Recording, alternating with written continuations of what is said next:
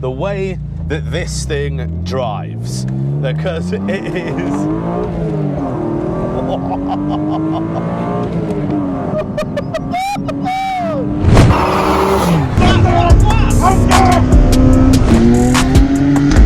In a race car!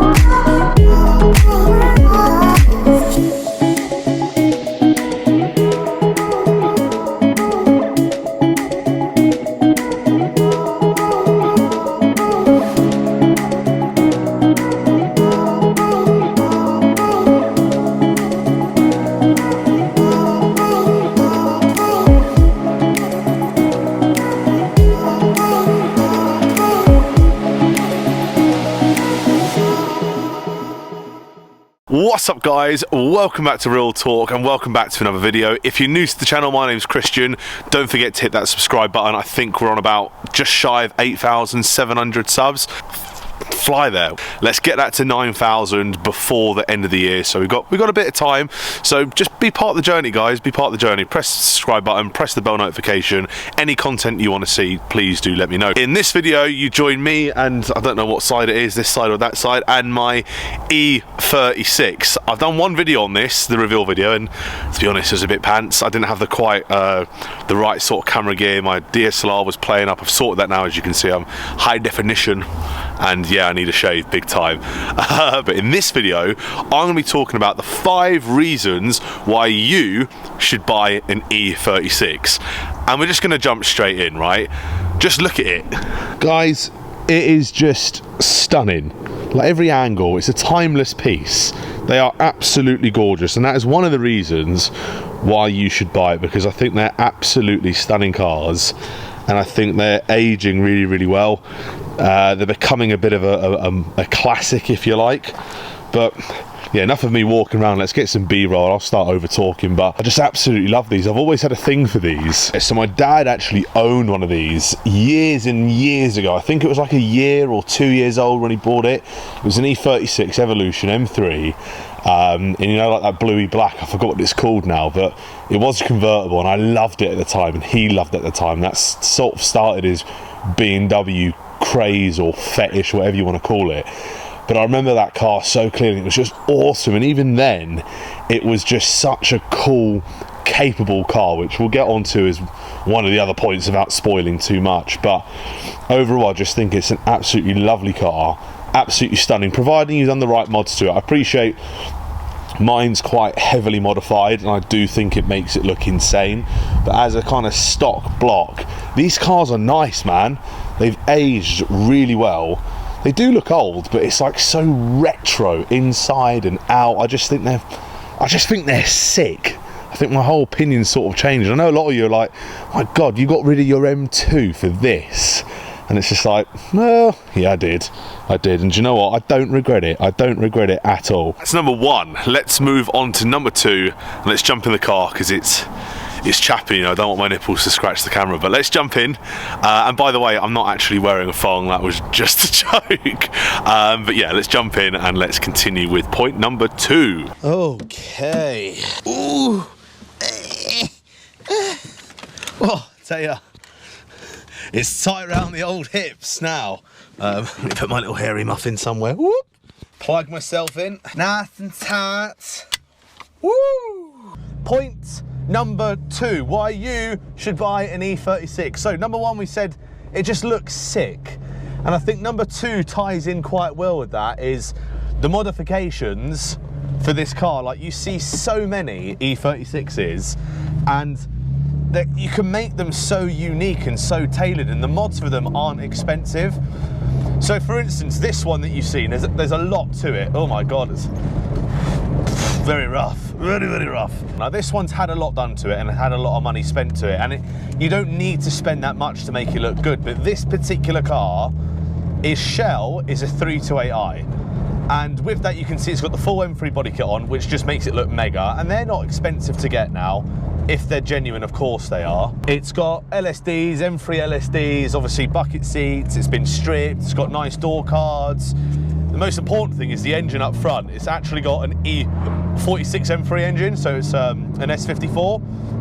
But the point is Brett Barnes has got one of these now, and he's starting to mod it. There's so many different varies that you can have, and it still look good.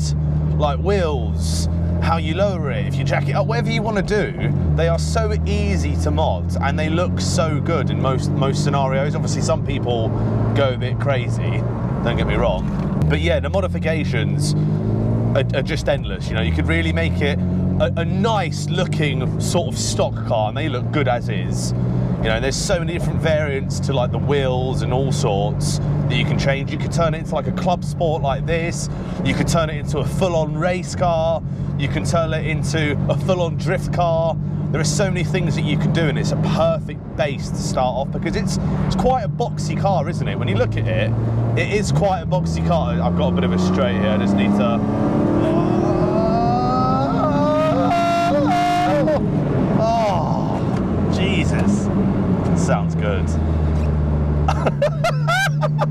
Yeah, they're a very boxy car, which makes it easy to mod. Splitters, whatever you want to do. I keep listing things here, but you guys know, if you've got one, how easy they are to mod, and how many things that you can do to them, and how you can alter them so differently. And if you've not got one, you've probably seen loads of E36s now, because they're quite cheap at the moment. Which leads me on to point number 3. Number 1 is the looks. Number 2 is the mods, how easy it is to mod, and how cost effective it is, and how you can really make it your own. I don't mean to do this. Number 3 is these cars are investments at the moment.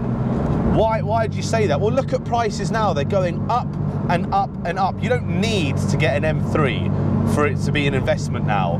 You can get a pretty standardish car, like a 328i, or even less than, like a Sport, M Sport, whatever you want.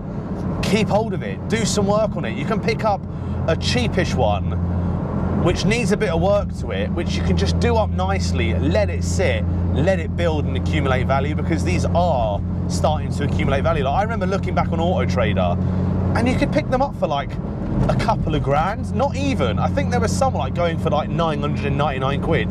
This is like a few years back, but you look now, look, let's have a look. It's stupid money.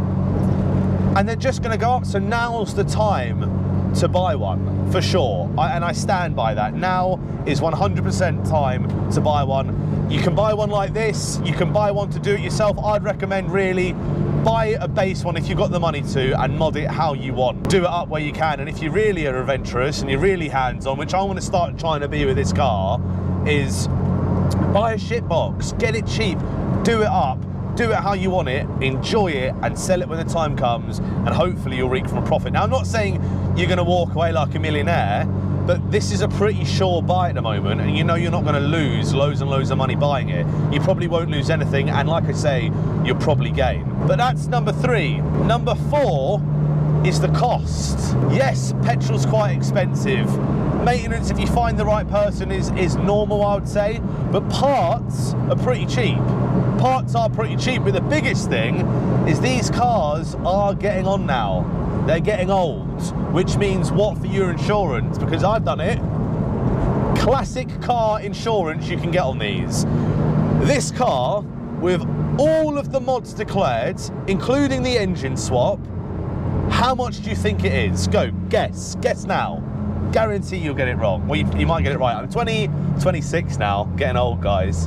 I'm getting old, but how much do you think Oh, those are nosy brakes. Do you think I paid for insurance on this with all mods declared at 26, the engine swap, roll cages, harnesses, LSDs, track tyres, race brakes, all of that? How much do you think I paid on the classic car insurance?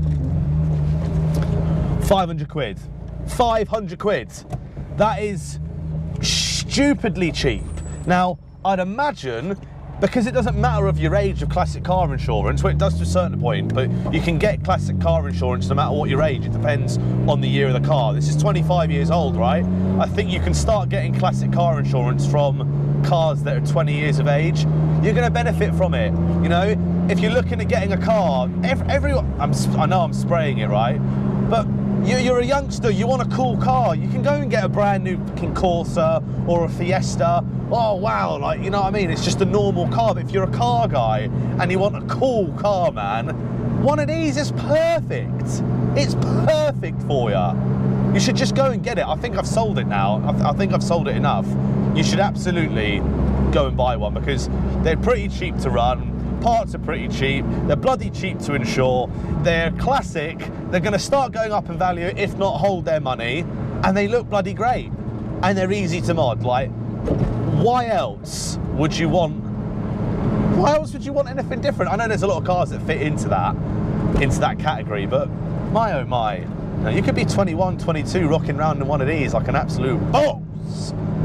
So that's my point number 4. Now point number 5. This is the best one, for sure is the best one. This is absolutely why you should buy one. And that is the way that this thing drives. Because it is...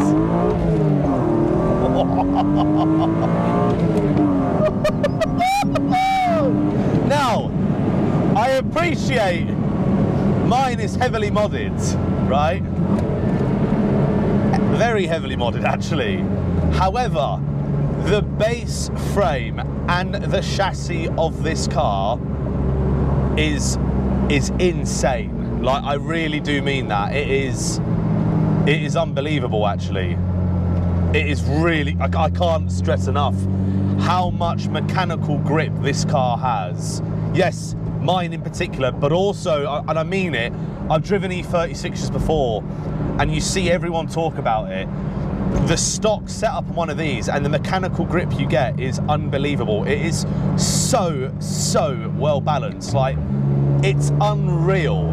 Brett Barnes took us to Donington. I was there with Donington, which I don't know if you would have seen the video by now or not, so I'll keep that hush hush, but it was actually hilarious what happened. But nevertheless, he took it on track and he absolutely loved it. And he came from an M140i. And I know it's a very different car, but an M140i is very modern in comparison. This car is very analog, which adds to the whole driver feel. Do you know what I mean? It adds to the whole theatre, the whole purpose of having a car like this is it's so raw. It's such a good car base, and it doesn't matter what you get. It doesn't matter if you get an entry-level one. The stock setup, the chassis it's on, is really good, and I do stand by that. It is insane, actually. There's probably many more reasons why you should buy an E36, and if you own an E36, put them down in the comment. I don't want to list loads and loads and loads, but those are my top 5, and the biggest one, well, the 2 biggest ones, guys, are it's an investment, man. They're holding their value. They're going up in value. Get one while you can. And the biggest one is the way the car performs. The chassis is something amazing to build off. So guys, there you have it. Those are the 5 reasons why you should own a BMW E36, and those are my 5 reasons why I bought mine. I know there's a lot of controversial comments regarding you got rid of an M2 for that. Listen, I'm so much happier with this car, but each to their own, But I hope you guys enjoyed the E36 content. If you want more E36 content, just comment below what sort of stuff you're looking for, and I'll get round to doing it at some point. I will be uploading every single day, Sunday at 6 o'clock. And I know I've been very irregular with my uploads, and I'm not going to apologise for that anymore, but every Sunday I will be putting a video out at 6 o'clock, 7 o'clock, depending on how the upload goes. But I hope you guys enjoyed this video. Don't forget to like, comment and subscribe. Thanks again for watching, and I'll see you in the next one.